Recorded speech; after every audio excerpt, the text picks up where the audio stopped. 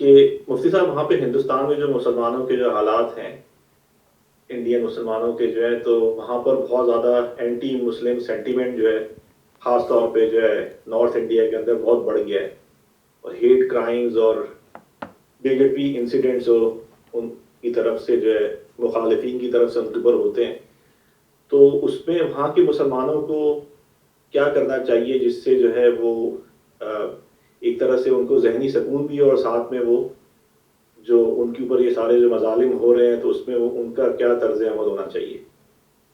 یہ سوال ہمارے متعلق نہیں ہے.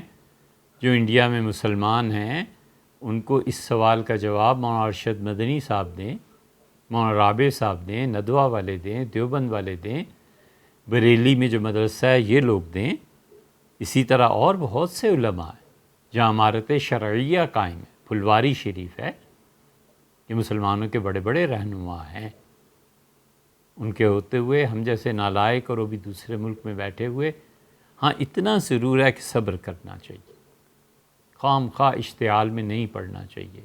لوگوں کو اللہ کے دین کی طرف بلانا چاہیے، اور اس راہ میں جو تکالیف اور مصائب پیش آتے ہیں بس حوصلے اور ہمت سے برداشت کرنا چاہیے.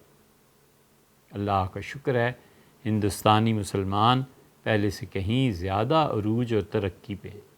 جو حالات پہلے تھے ان کی نسلوں نے ہجرت کی ہے، ان کی نسلیں باہر جا کر بسی ہیں.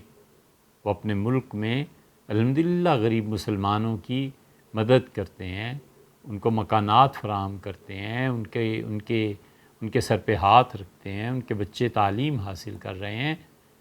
وہ جو یکجہتی تھی اور انسانیت، اس کو قائم رکھ کے خدا کی طرف بلانا چاہیے.